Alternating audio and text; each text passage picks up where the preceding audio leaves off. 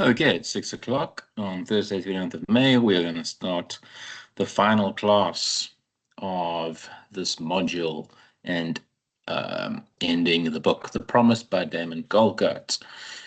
In tonight's class, I am going to look at part 3 and part 4 of the book. I call them part, but you can also maybe call them chapter or section. So in these part 3 and part 4 are set, I think, for us anyway, in a more recognizable South Africa. It's slightly more modern. The first half of the book is set in the 80s and the 90s, so we're somewhat removed from that now historically. But part 3 and part 4 maybe hits a little closer to home. And as I've been saying, each section also has its own, what you would call an attempt to capture the zeitgeist, right? Zeitgeist means spirit of the time. So every decade has a certain feeling to it, I would say. And the period that part 3 is set in is the mid 2000s in South Africa. This was a time of great success and optimism. South Africa was 10 years into democracy. We had a transfer of power from one president to another. Thabo Mbeki was president. The economy was doing really well. And in the early pages of this part, you get to see this kind of obsession with materialism. There's a lot of optimism. Like I said, the economy was doing well, so people were buying. People were very kind of consumerist minded. And in the book, the opening pages focus on Astrid, who also is the character in this part of the book who's going to die. And despite all the material success of South Africa, there is this kind of very ugly other side to things. One is that there's a sense in the book that things are out of control in terms of crime. So crime in the book hasn't really been a theme until now. And in modern South Africa, this kind of criminal underbelly began to emerge and take over control of what feels like our lives. And in this chapter, the way Astrid dies is that she's actually murdered in a hijacking. She's taken somewhere and killed, brutally shot in the head by a man who just wants a car that he can sell. His name in the story is Killer slash Hot Sticks.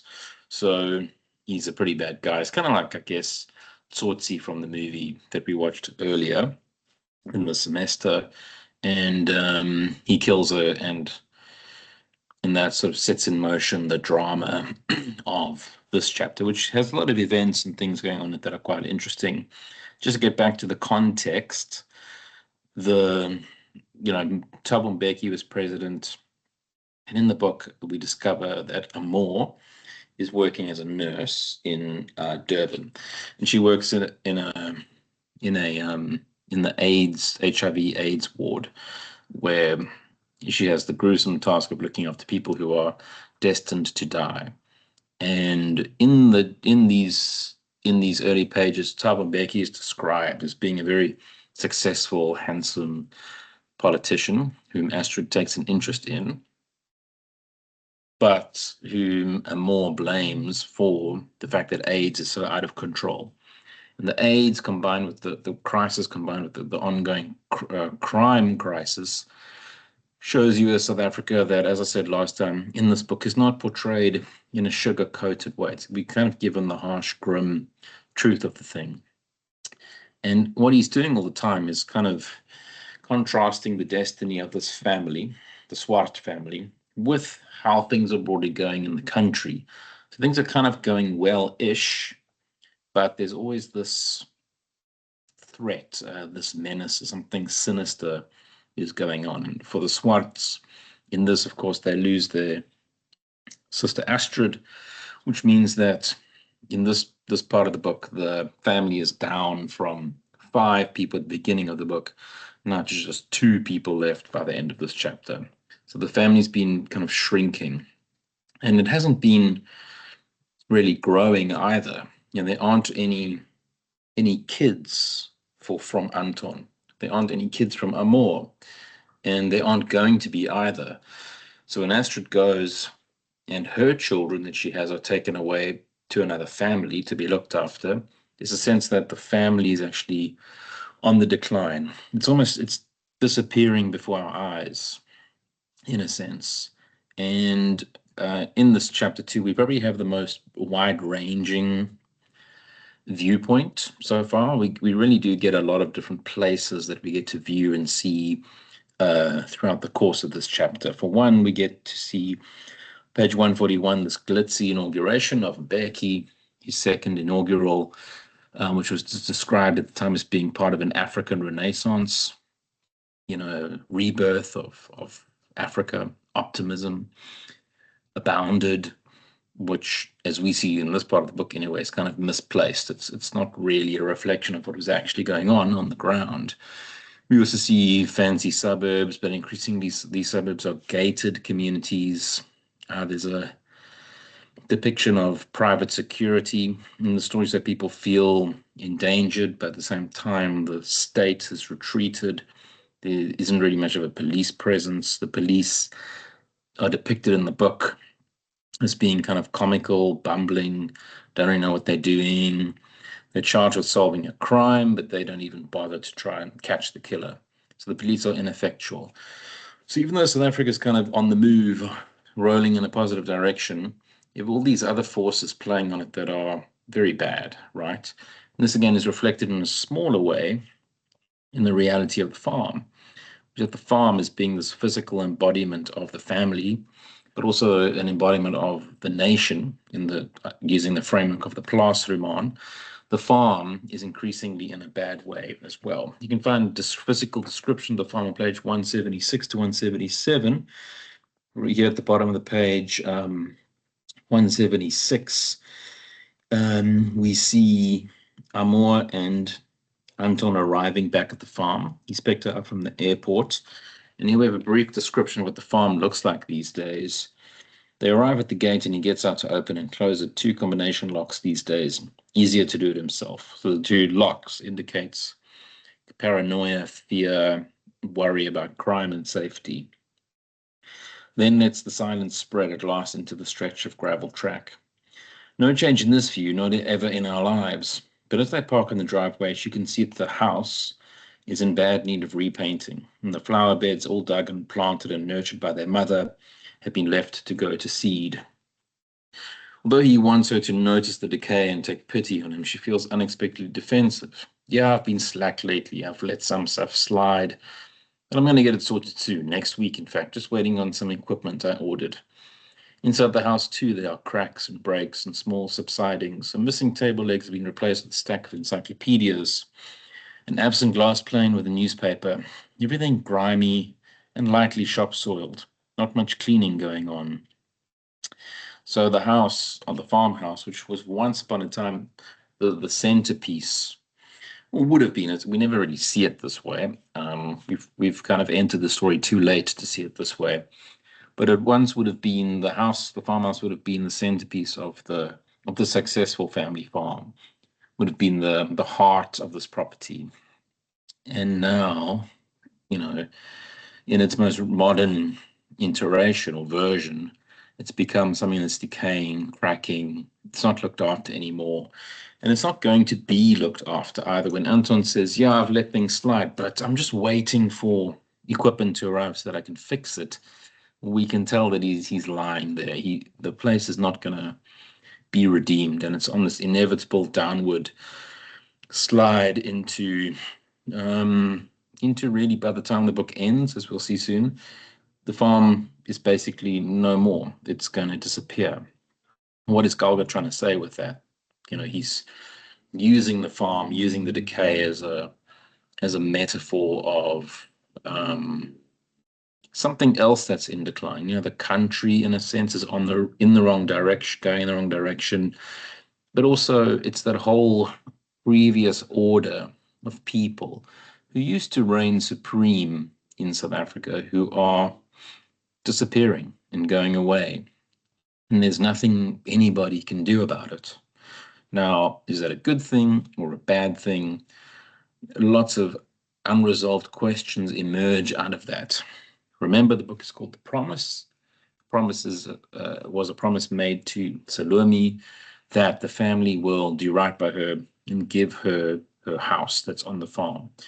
We later see this house itself, which is also very modest and not very well looked after. It's never been invested in or made to be nice, and it's all the way out on the margins of the farm where Salome lives with her son. And that place itself, its own lack of care, stands in for a lack of interest in Salome as well. The promise is that the family will give her that farm, and it's been delayed and delayed.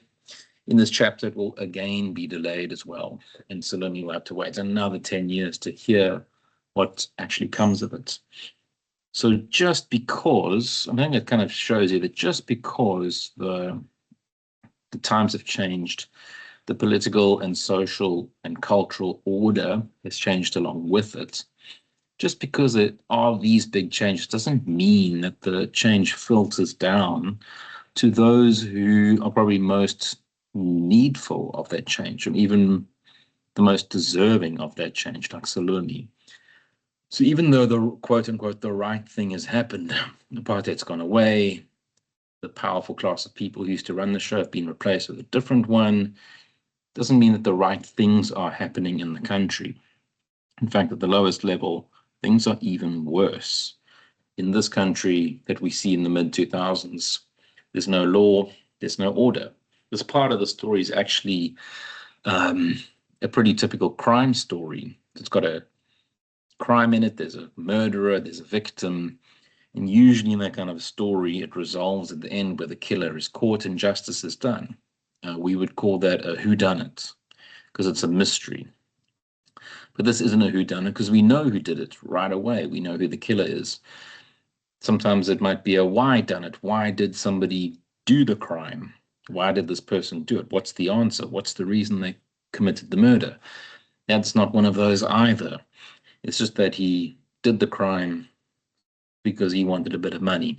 He did it really for no reason whatsoever. It's completely random and extremely brutal and violent. And that's the nature of this new South Africa, that it's brutal, violent, unforgiving. Any bad thing can happen to you whenever. And that this kind of quote unquote small story of Astrid's murder, which is never, the killer is never found, the police don't bother. There's no question, actually. There's no suspense whatsoever whether the police are going to catch her. They're just there to kind of do the administrative work, tell the family, identify the body, release the body so that it can be buried, and that wraps up the case. But nobody's caught. Justice is never done, and that is what South Africa is now. And so it means that the characters in the book are always kind of under this external pressure that you feel them on, whether it's Amor, Anton, or Salome. They're just under this constant pressure because of the place they happen to live in, right? At the end of this chapter, we once again see that the family, so the people left are Anton and Amor. They're the only ones who can decide what to do with the farm now legally, because that's what the will, the inheritance says. And so Amor and Anton go back and forth about how they should give that little bit of land to Salome to keep for her life. And Anton says, and this plays out over pages 183 to 185. So this is an important section that you can use when you're answering a POE question. 183 to 185. Basically, they have a bit of a debate, or maybe a negotiation is a better word, where Anton he's running into money troubles, he's running out of cash, and he wants to sell off pieces of the land, but he needs Amor's permission to do that legally. And he says to her, well, if you give me the permission to sell off the land, I will agree to give Salome the house and the land on it, the land underneath it, for free. And that will be our deal that we make, which is a pretty good deal when you think about it. It's not perfect, but if you were Amor and you really wanted to give Salome the house, you would, you would shake hands and take that. But Amor doesn't agree to it. She thinks that this is too businesslike, that it's not moral enough, it's not clean or pure enough, that Anton's doing it because he wants money and because he wants to take revenge against the church that has been built on the land by allowing other people to move in alongside it and make the church less appealing. So for those reasons, Amor turns him down and says, we're not going to do it, which is crazy, which is really stupid. And it kind of shows you that for all Amor's morality and her purity, she actually doesn't make right decisions either, right? She doesn't want to compromise. She doesn't want to be fair, doesn't want to end up doing something imperfect in order to get what she wants. So once again, Salome gets kind of shafted by these people for a different reason than previously. It used to be the law, then it was that it was like legal questions in the second one. Family couldn't agree because there's too many of them. Now in the third one, it's because Amor basically wants a perfect deal and refuses anything else. And so she can't, so she leaves on that note. She goes back to Durban to live her life without any kind of resolution for Salome once again. So the promise once again is deferred to some other time, to another time, right? Anton, by the end of this chapter, is left in a very strange position. So he's kind of wandering around the house, lost. He's really starting to drink a lot more as well. So there's a sense that when we leave Anton in this chapter, that he is on his way down. Things are not good. And the way it ends on page 100, and the way this part ends on page 194, is with Anton just wandering around the house. It says here, he ignores a phone ringing, tries to remember what he was doing. Ah, yes, looking for something. Resumes lurching from room to room, switching on the light, searching and searching, but fucked if he can remember what for. If his eye falls on it, he'll know. Whatever it is, he needs it. Well, he needed it when he started looking, which means he'll need it in the future. But it's okay, because any second now, he'll find it. Any second now. And the next page, if you look, has his name on it. So we know Anton dies in the next chapter. We turn the page. This last section, section 4, begins with Anton wandering around his house. So about 10 years have passed. And in all those 10 years, Anton has simply kind of gone nowhere. He's doing exactly the same thing as when we saw him the last time, kind of wandering around in circles. When you think about this thing of wandering, usually wandering, Wandering, means you're moving around a place or a space and you're never settled. You're never at ease there. You keep wandering, looking. And so you're uprooted. Instead of being firmly rooted in a place that you belong, that means something to you, you feel as though you're just floating around. You're not connected to something. You're uprooted. And that's the sense that Anton has in this final chapter and at the end of his life, of no longer belonging to the place that he grew up. He's living on the farm with his wife. They've tried to have children, but they can't. So the family line is kind of dribbling out and ending. The farm is a mess. It's completely non-productive. Anton's in a huge amount of debt. He's also got addiction troubles, like he's gambling a lot and drinking a lot. His wife is having an affair. And so the sense of wandering, being lost, not belonging is very, very strong in him. And it's also a place thing. He doesn't feel like he belongs anymore where he has spent most of his life on this farm. The farm itself is just He's had to sell parts of it off, give up parts. There are people coming onto the farm illegally and invading it. There are land claims being made against the farm as well. So the farm itself is under all this pressure. Okay, and Anton facing it is now at the end of his life, and he's going to decide to take his own life spontaneously. You can read that on page 205 to 208. The description of it is very, it's very sad, but also in another way, it's quite farcical. It's quite comical or funny, because what he does is basically gives up. All these things that I've just described have gone badly, but also he had this personal project. He was working on writing a book, and the book is not going to be written. He can't finish it. He doesn't know how to get through it. And so he basically just gives up. He signs off and wakes up in the morning, still a bit drunk, still half asleep, thinks he hears something, gets the big shotgun that's appeared in the book occasionally, and goes wandering out the house looking for the threat. And I've been talking to you about how this book is also a plaatsroman, a novel of the farm, how that's got a whole long tradition of its own. And in a plaatsroman, typically towards the end of the story, the farm in the story comes under threat from invaders or authorities or something like that. And the brave male farm owner must come out with a gun, maybe with his sons, and fend off the threat and defeat the threat, conquer the threat, and therefore entrench their ownership of the farm even more strongly. And that's the kind of message of the plaatsroman. You must fight off the enemy.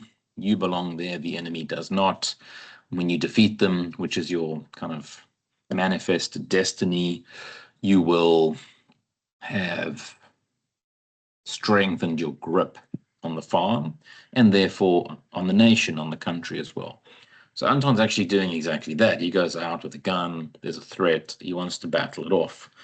But it's all farcical and ridiculous, actually. So the whole plaatsroman situation has totally reversed or been inverted. And instead of fending off the enemy, Anton takes the shotgun, turns it around, puts it under his chin, and blows his head off. And that's the end of Anton, right? And all these things, it's like Anton is the last male left in the Swart family line, the last man to run the farm. So with his death is the full passing away, basically, of this family that once was dominant in the country, that once ran this farm highly productively, lots of money and power, and now it's all just gone. The state of the nation is one being led by a very corrupt president, Jacob Zuma. He's a kind of a clown of a president. His corruption is rampant. We see it in the story a bit too. There's lots of crime. There's also the first time description in the book so far of load shedding. Electricity's going out, lights are going out all the time.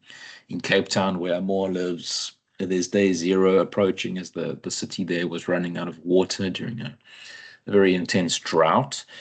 And so the characters are under all this pressure, but so is the land itself. The land is itself also under pressure and is in turn exerting pressure on people too, right? And they just can't take it anymore. So Anton kills himself. Amor now is the last person in the family to be alive. She's not going to die in the story. She'll just essentially abandon the farm, though, and give it up. She's going to give up the farm to Anton's wife to do with as she pleases. It seems that what she's going to do is turn it into some sort of a yoga retreat or something like that. And so in a way, the farm no longer is a farm whatsoever. It becomes something else, totally transformed into a different thing, unrecognizable from what it was. She finds her brother's book that he wrote, and she reads it, and that gives her an insight into what kind of life the stranger to her actually had. And when you read that section, you realize that the book Anton wrote is kind of a lot like the book we ourselves have written. that we ourselves have read here, the book is like the promise, except the promise, of course, is complete, where the brothers is incomplete. And the contrast of having this incomplete story in a complete story is very, I think, kind of jarring and disturbing, because we get to see just how sad it was that Anton had all of this potential, talent, and yes, promise, and it all got squandered and wasted away. So is that just an interesting idea? Was Galgut also suggesting that that is a kind of a larger allegory for South Africa as well? It was a country with a lot of potential, but it's allowed to leak away and be squandered, a waste. And this end of the book is the kind of the completion of this wasting away of something.